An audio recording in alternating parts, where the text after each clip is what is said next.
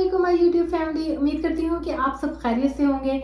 तो जनाब, जो आज की वीडियो है ना, उसके लिए मुझे ना सिर्फ स्टूडेंट्स ने रिक्वेस्ट की बल्कि उनके पेरेंट्स की भी रिक्वेस्ट आई कि हमारे स्टूडेंट्स का जो है वो एडमिशन चल रहा है मास्टर्स के प्रोग्राम में यूके में। तो अगर आप उनका जो प्री कैस का जो इंटरव्यू है उसके लिए आप अगर तैयारी करवा दें, that will be a great help for our children.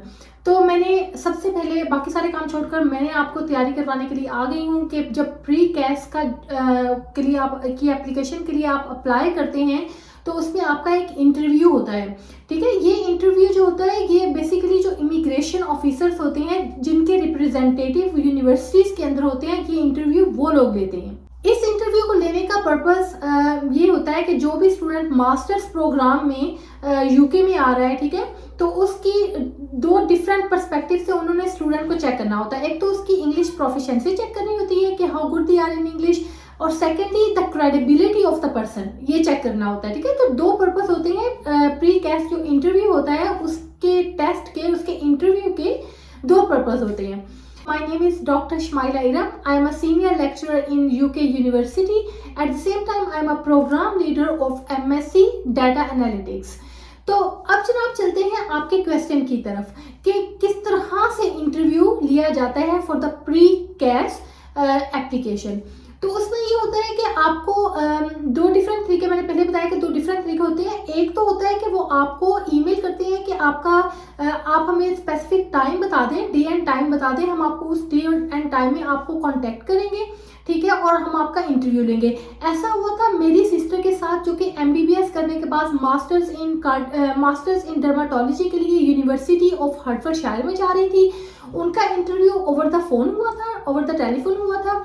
लेकिन जो दूसरा प्रोसीजर है उसमें ये होता है कि आपको एक यूनिवर्सिटी एक लिंक सेंड कर देती है जो वीडियो रिकॉर्डिंग का लिंक होता है। आपको किसी क्वाइट एरिया में जाके उसको अपने लैपटॉप पर या अपने मोबाइल पर उस लिंक को ओपन करना होता है। ठीक है, जैसे ही आप उसको लिंक को ओपन करते हैं तो साथ ही वीडियो रिकॉर्डिंग भी होना शुरू हो जाती है। आपने मेक श्योर करना है कि जब आप वीडियो रिकॉर्डिंग कर रहे हो तो किसी किस्म की कोई ऐसी सस्पिशियस एक्टिविटी ना हो जिससे उनको ये आइडिया हो कि कोई चीटिंग हो रही है या ये क्वेश्चन के आंसर किसी से पूछ रहा है। तो आपने एज सुन एज उनको ये आइडिया हो गया तो वो आपका जो है वो इंटरव्यू रिजेक्ट हो जाएगा। तो ये जो दूसरे टाइप का इंटरव्यू है ये मेरे younger brother, he is also an MBBS doctor, वो आए थे अपना यूनिवर्सिटी ऑफ चेस्टर में मास्टर्स इन कार्डियोवैस्कुलर डिजीजेस के लिए। वो इस साल जनवरी में आए थे। उनका जो टेस्ट है वो इस तरीके से हुआ था। अल्हम्दुलिल्लाह दोनों ने अपने टेस्ट क्लियर कर लिए, ठीक है। लेकिन एज सुन एज जब उनके टेस्ट फिनिश हुए तो मैंने उनके सारे जो क्वेश्चन है वो रख लिए, लिख कर रख लिए अपने पास। इसके अलावा जो कि आपको पता है कि मैं आपको बताती हूँ, मैं लास्ट 15 ईयर से यूके की यूनिवर्सिटीज़ में काम कर रही हूँ, मैं पढ़ रही हूँ और मैंने PhD कंप्लीट की। मैंने यहाँ पर अब मैं एज ए लेक्चरर काम कर रही हूँ। तो मुझे पता होता है कि हम किस किस्म के क्वेश्चंस जो हैं वो अपने स्टूडेंट्स से पूछते हैं प्री कैस एप्लीकेशन के लिए। तो मैंने आपके लिए वो सारे सेट ऑफ क्वेश्चंस रेडी कर लिए हैं। आंसर्स भी मैं उनका आपको बता दूंगी। अगर आप ये पूरी वीडियो शुरू से लेके आखिर तक देख लेंगे ना तो मैं आपको एक एक क्वेश्चन का ना सिर्फ आंसर बताऊंगी बल्कि मैं आपको ये भी बताऊंगी कि क्या आपने नहीं कहना, जिसकी वजह से बहुत सारे एप्लीकेशंस रिजेक्ट हुई, हमने रिजेक्ट की। ठीक है, तो आपने वीडियो को एंड तक सुनना है ताकि आपको मुकम्मल तौर पर इस प्री कैस इंटरव्यू की तैयारी करवा दूं मैं। स्टूडेंट्स से जितने भी क्वेश्चंस पूछे जाते हैं उनकी 4 कैटेगरीज होती हैं। First is course specific questions, second is university specific questions, third is law and regulation specific questions, और फोर्थ रैंडम क्वेश्चंस होते हैं। ठीक है, आपसे मैंने जैसे कि आपको वीडियो के शुरू में बताया कि 15 to 20 क्वेश्चंस पूछे जाते हैं। अब मैं आपको कोर्स स्पेसिफिक क्वेश्चंस बता देती हूँ जो आपकी पर्टिकुलरली आपका जो कोर्स इसको पढ़ने के लिए आप आ रहे हैं, आपने उससे रिलेटेड आपसे क्या क्वेश्चंस होंगे। मैंने क्वेश्चंस अपने पास लिख कर रख लिए हैं। ठीक है, सबसे पहले तो ये है कि आपसे आपके कोर्स के बारे में पूछा जाएगा, what is the name of your course, उसके कितने मॉड्यूल्स हैं, आपको उनके मॉड्यूल्स की ब्रीफ इंफॉर्मेशन भी पता होनी चाहिए। फॉर एग्जांपल अगर आप MSc कार्डियोवैस्कुलर के लिए आ रहे हैं या MSc डाटा एनालिटिक्स के लिए आ रहे हैं तो कितने नंबर ऑफ मॉड्यूल्स हैं। ठीक है, हर मॉड्यूल के बारे में थोड़ी थोड़ी ब्रीफ इंफॉर्मेशन आपको पता होनी चाहिए, और आपका टोटल ड्यूरेशन, कितने ड्यूरेशन का आपका कोर्स है ये आपको पता होना चाहिए। इसके अलावा वो आपसे पूछ सकते हैं what is the name of your course leader या प्रोग्राम लीडर, ठीक है। आपको उनके नाम का पता होना चाहिए। हमेशा यूनिवर्सिटी की वेबसाइट पे जहाँ पे कोर्स लिस्टेड होते हैं वहाँ पर उनके प्रोग्राम लीडर के नाम भी लिखे जाते हैं। जैसे आपको स्क्रीन में नजर आ रहा होगा कि चूंकि मैं एमएससी डाटा एनालिटिक्स की कोर्स लीडर हूँ, तो हमारी यूनिवर्सिटी ने अपनी वेबसाइट के ऊपर एमएससी डाटा एनालिटिक्स की कोर्स लीडर को डॉक्टर शमाइला इरम बताया है कि मैं उसकी कोर्स लीडर हूँ। आपको भी अपने कोर्स की लीडर का नाम पता होना चाहिए। फिर आपको पता होना चाहिए कि आपके टोटल कोर्स की फीस कितनी है, ठीक है। इसके अलावा आपकी मेंटेनेंस फीस कितनी है, आपको एग्जैक्ट फिगर्स पता होना चाहिए। अगर 17,820 है तो आपने 17,820 ही कहना है, ठीक है। अराउंड अबाउट 18,000 19,000 से ये पता चलता है कि आपने उसको स्पेसिफिकली, आपका इंटरेस्ट था ही नहीं उस कोर्स के अंदर, आपको पता ही नहीं है कि उसकी फीस कितनी है, तो आपने स्पेसिफिक इंफॉर्मेशन देनी है। ये एक बहुत बड़ी गलती है। एक स्टूडेंट का वीज़ा जो एप्लीकेशन है, इस वजह से उसका इंटरव्यू रिजेक्ट हो गया था कि उसने जेनेरिक आंसर दिए थे, ठीक है। मैं आपको बाद में बताऊंगी कि कौन सी मिस्टेक्स आपने नहीं करनी, उसकी एक सेपरेट वीडियो बनाऊंगी कि मेजर मिस्टेक्स जिसकी वजह से वीज़ा जो एप्लीकेशन है वो इंटरव्यू की कैंसिल हो जाती है, वो मैं उसकी सेपरेट वीडियो बना के उसका लिंक इस वीडियो के डिस्क्रिप्शन में शेयर कर दूंगी। आपने स्पेसिफिक आंसर देने हैं। इसके अलावा जब आप एप्लीकेशन सबमिट करते हैं आपको एनरोलमेंट नंबर मिलता है। आपको अपने एनरोलमेंट नंबर का पता होना चाहिए। वो आपसे आपका एनरोलमेंट नंबर पूछ सकते हैं, ठीक है। आपका एकेडमिक बैकग्राउंड क्या है उसके बारे में भी आपसे क्वेश्चन हो सकता है। इसके अलावा अगर आपकी स्टडी के अंदर कोई गैप है तो आपसे उसके बारे में भी क्वेश्चन होगा कि why this is a certain gap in your studies. तो वो उस गैप के बारे में आपको प्रॉपर एक जो उसकी एक्सप्लेनेशन है वो उसको आपने रेडी करके अपने पास रखना है, ताकि आपको पता हो कि क्यों, अगर आपने कोई सर्टिफिकेशंस की थी या उस दौरान आपने कोई जॉब की थी या कोई और रीजन है तो आपने उसके बारे में उनको बताना है। आपसे ये भी पूछा जा सकता है कि what are your future plans after completing your studies. ये क्वेश्चन बहुत इंपॉर्टेंट है। अगर ये आपको क्वेश्चन आ जाता है तो आपने डेफिनेटली इसका आंसर इस तरह से देना है, I would like to come back to my own country because in my country we have specific industry related jobs which are related to the course I am doing in UK. So I would like to apply and I would like to give my knowledge and expertise to that particular industry. इसके अलावा आप ये भी कह सकते हैं कि after completing my course I would like to come back to my country and then I will be linked with the academia where I can deliver my knowledge and understanding to the new students. तो इससे ये एक reason पता चलेगी कि मतलब आप अपनी कंट्री में वापस आना चाहते हैं, ठीक है। तो वहाँ से एक अच्छा इंप्रेशन जाएगा। तो हमेशा इस क्वेश्चन का आपने इस तरह से आंसर देना है कि you would like to come back to your own country, ठीक है। ये बात आपने भूलनी नहीं है कि आपने हमेशा ये बात लाजमी बतानी है कि you after completing your studies your preferences are that you would like to come back to your own country to work in your own country, ठीक है। तो इससे आपका बहुत अच्छा इंप्रेशन पड़ेगा आपके जो प्री कैस आपका इंटरव्यू है उसके ऊपर। तो जनाब ये तो हो गई कोर्स स्पेसिफिक क्वेश्चंस। अगर आपको कोई पर्टिकुलर क्वेश्चन पूछना है तो आप प्लीज कमेंट सेक्शन में जाके मुझसे पूछ लें। आप क्वेश्चन अपना लिखते मैं आपको उसका आंसर जरूर दूंगी। अब हमने कोर्स स्पेसिफिक सारी इंफॉर्मेशन दे दी, हमें पता चल गया कि हम लोगों ने किस तरह के आंसर देने हैं। अब आ जाती है बारी यूनिवर्सिटी स्पेसिफिक क्वेश्चंस की। यूनिवर्सिटी स्पेसिफिक क्वेश्चंस में जो सबसे पहला क्वेश्चन आपसे होगा ना वो होगा why did you particularly choose this university, और इसको दूसरी तरह से ये भी कह सकते हैं why did you particularly choose UK for your study, ठीक है। तो इनके दोनों का आंसर आपने ये देना है कि you have particularly choose UK because masters programme in UK is of 1 year, ठीक है। ये इसकी एक इसका बेनिफिट है कि यूके में मास्टर्स की डिग्री 1 ईयर की होती है।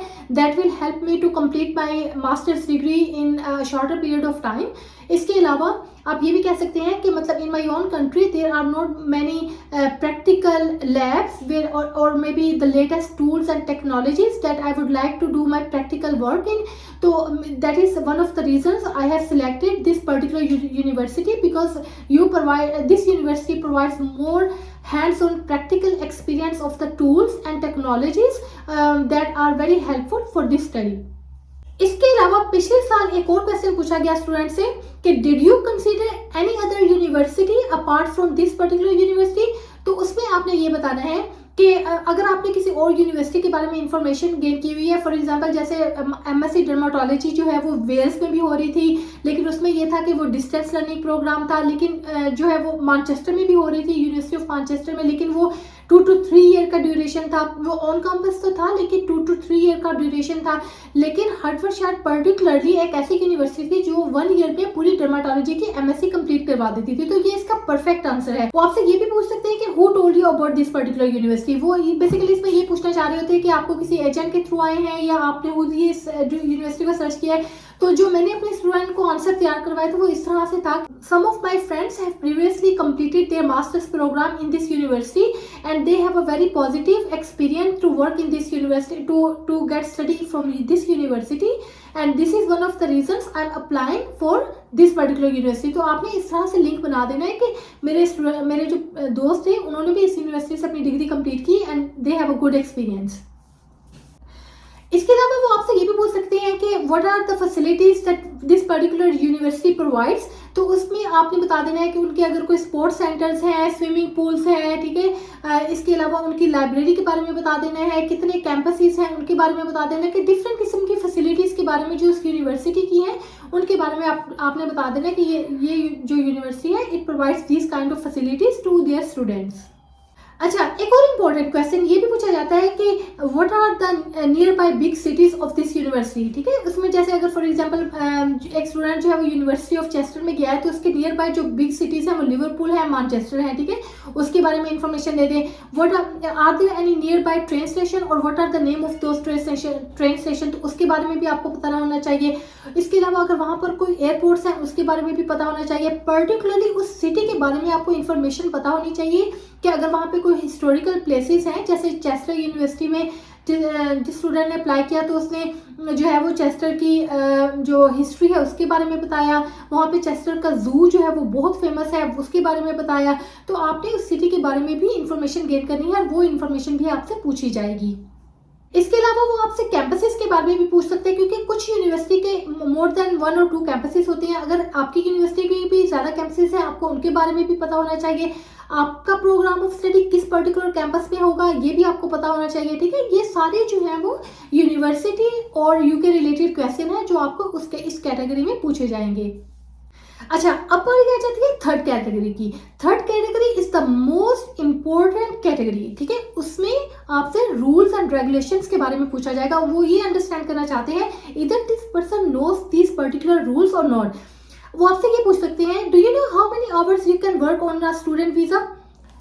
20 आवर्स पर वीक। आप इससे ज़्यादा काम नहीं कर सकते। You should be very specific that you know that there are only 20 hours in a week you can work in UK on a student visa।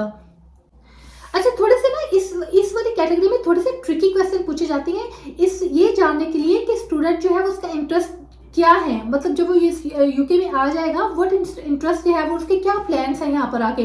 तो उसमें आपसे ये भी जो मेरा पिछला स्टूडेंट है उनसे ये क्वेश्चन पूछा गया था कि would you prefer to be part of some professional bodies in UK that are linked with your education?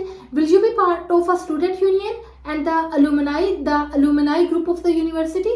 तो उसको मैंने इस तरह से तैयारी करवाई थी कि I would prefer to be part of a student union and a part of a student alumni group if this helps me to transfer my knowledge to the new students or in order to help to the new students.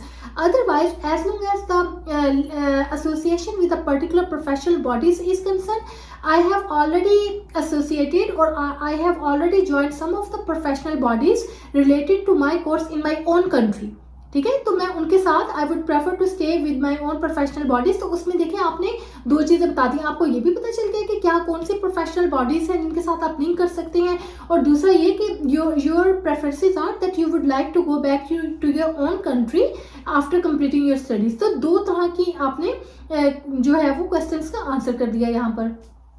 अच्छा, ये question भी मेरे student से पूछा गया कि will you prefer to come with dependents और without dependents. अब देखिए कितना ट्रिकी क्वेश्चन है। यूके में इस साल जनवरी से जो भी ट्रॉट प्रोग्राम मास्टर्स बाय ट्रॉट प्रोग्राम के लिए आता है ना, वो अपने साथ डिपेंडेंट को नहीं लेके आ सकता। It is not allowed now, ठीक है। सिर्फ मास्टर्स बाय रिसर्च में आप अपने डिपेंडेंट्स को अपने साथ लेकर आ सकते हैं, not with the master by taught. तो अब उन्होंने इस तरह से क्वेश्चन पूछा कि will you prefer to bring your dependents with you, चूंकि ये जनवरी का इनटेक था तो उसमें उसने क्लियरली कहा कि this is MSc taught program, I am not allowed to bring my dependents with me. तो देखिए आपने बिल्कुल राइट इन्फॉर्मेशन दे दी। अब उनको ये भी पता चल गया कि आपको रूल्स एंड रेगुलेशंस का भी पता है। इसके अलावा वो एक और क्वेश्चन जो है वो बहुत कॉमनली पूछा जाता है कि what do you know about the public funds, do you think you are eligible to get the public fund in the UK. और इसके अलावा वो ये भी पूछ सकते हैं, इसके अलावा वो सेल्फ एम्प्लॉयमेंट का भी पूछ सकते हैं। देखिए स्टूडेंट कैटेगरी में या स्टूडेंट वीजा के ऊपर बोथ आर इलीगल। आप सेल्फ एम्प्लॉयमेंट भी नहीं कर सकते, आप पब्लिक फंड्स भी नहीं ले सकते। तो आपने इन दोनों केसेस में इनको कहना है कि no, I am not eligible to take any public funds as well as I am not eligible to do the self employment on my student visa. अब आ जाती है बारी फोर्थ कैटेगरी की। फोर्थ कैटेगरी में कुछ थोड़े से रैंडम क्वेश्चन होते हैं। They would like to know about the occupation of your father. So वो इस तरह से पूछ सकते हैं, who is going to sponsor you for your masters program. अगर आप उसमें कहते हैं कि my father is going to sponsor me for this particular program, तो वो नेक्स्ट क्वेश्चन आपसे ये कर सकते हैं, what is the occupation of your father, does your father have other dependents on him. तो उसमें आप बता सकते हैं, अगर आपके बड़े बहन भाई हैं जो ऑलरेडी सेटल हो चुके हैं तो आप क्लियरली बता सकते हैं, I have other siblings but they are totally independent, they have their own life और they have their own jobs, they are not dependent on my father anymore, so my father is sponsoring me for this particular program of study। अच्छा, इसके अलावा वो आपसे particularly ये भी पूछ सकते हैं कि what do you think how much is the rent to pay in the UK for living। तो आपको जहाँ पे भी आपने जाना है आपको पता होना चाहिए कि वहाँ पर जो हाउस का रेंट है वो कितना है। रिसेंट ईयर्स में the rents have increased significantly, ठीक है। तो अगर आप मैनचेस्टर या लिवरपूल इस तरह से बात करें तो 600 पाउंड पर मंथ जो है वो आपका जो है वो आएगा, रेंट आ सकता है, ठीक है। तो इसके अलावा आपके फूड पे कितना एक्सपेंस होगा, ठीक है, आपका जो ट्रैवलिंग है उसके ऊपर कितना एक्सपेंस होगा, तो आपको उसकी फिगर्स का पता होना चाहिए, एग्जैक्ट फिगर्स का। तो आप जो है वो ये लास्ट में अपनी असेसमेंट करके जाइएगा कि आप जहाँ पे भी जा रहे हैं वहाँ पर आपको कितना आपको पर मंथ पे करना होगा। इसके अलावा एक कैटेगरी होती है सोशल एंड बिहेवियर असेसमेंट, ठीक है। इसमें वो ये चेक करना चाहते हैं कि how feasible that person is to come to the UK, कि मतलब वो सोशल उसकी बिहेवियर उसकी असेसमेंट करना चाह रहे होते हैं, ठीक है। उसमें आपसे पूछ सकते हैं कि would you prefer to live in a separate apartment or would you live in the university accommodation. आपने हमेशा ये कहना है कि I would prefer to live in the university accommodation, ठीक है। चाहे आपने बाद में कहीं पे भी रहना हो, लेकिन आपने इंटरव्यू में यही कहना है, ठीक है। तो इसमें आपके जो सक्सेसफुल होने के चांसेस इंक्रीज हो जाएंगे। इसके अलावा वो आपसे ये पूछ सकते हैं कि if you would have to live in a group of students would you accommodate yourself with them. तो आप उसमें ये कहिएगा कि मतलब I would in that particular circumstances I would prefer to go to the library in a quiet area where I can focus on my studies. However, in my free time, I would also like to be part of that group, so I can learn new languages and their socio-economic, their social values, you know. So this will give them that impression कि आप जो है वो सिर्फ एक coconut के अंदर बंद होकर नहीं रहना चाहते, बल्कि आप दूसरों की ट्रेडिशंस को सीखने के लिए you are very open about these things, ठीक है।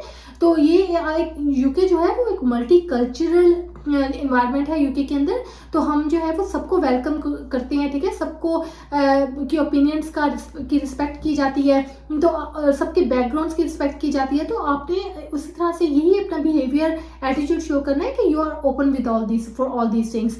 इसके अलावा वो आपसे ये भी पूछ सकते हैं what you would prefer to do in your free time. तो आपने यही नहीं कहते चले जाना कि मैंने सिर्फ पढ़ना ही है, ठीक है। वो भी एक थोड़ा सा अजीब सा, ठीक है, वो गलत तो नहीं होगा आंसर, लेकिन वो थोड़ा सा अजीब सा आंसर हो जाएगा। आप ये भी कह सकते हैं in my free time I would like to explore the culture of UK, I would like to explore the historical places. तो इस तरह की आप बात कर सकते हैं। एक अच्छा इंप्रेशन आता है ना कि आप किसी के और के कंट्री में आ रहे हैं, तो आप उनके कल्चर को भी सीखना चाह रहे हैं, आप उनकी जो हिस्ट्री है उसके बारे में भी आप जो है वो पता करना चाह रहे हैं, तो आपका एक अच्छा इंप्रेशन पड़ेगा। तो मेरा ख्याल है कि इस इंटरव्यू में अब तक जितने भी क्वेश्चन अब तक जितने भी मेरे स्टूडेंट्स से हो चुकी है ना, और जिनसे मैंने पूछा है, और जितना हमारे अपनी फैमिली में हमारे जो जितने भी स्टूडेंट्स हैं अपनी फैमिली से हैं, उनसे जो जो क्वेश्चंस पूछेंगे वो मैंने आपको सारे के सारे बता दिए हैं, ठीक है। अगर आप ये इंटरव्यू शुरू से लेके एंड तक देख लेंगे ना, तो आपको किसी और जगह से, किसी एजेंट से पूछने की ज़रूरत नहीं है। सारे यही क्वेश्चंस होते हैं जो आपसे पूछे जाएंगे। अब मैंने आपको ये बताना है कि कौन सी मिस्टेक्स हैं, मेजर मिस्टेक्स जो कि नहीं करनी, लेकिन इस वीडियो में नहीं बताऊंगी। उसका लिंक जो है वो मैं इस वीडियो की डिस्क्रिप्शन में डाल दूंगी, ताकि आप उसको सेपरेटली देख लें और आप उसको अंडरस्टैंड कर लें कि आपने कौन से क्वेश्चंस का आंसर किस तरह से देना है और कौन सी मेजर मिस्टेक है जिनकी वजह से स्टूडेंट्स के वीज़े रिजेक्ट हुए। मैं आपसे अब मिलूंगी अगली वीडियो में। आप अपना भी ख्याल रखिएगा, अपने इस चैनल का भी। अल्लाह हाफिज़।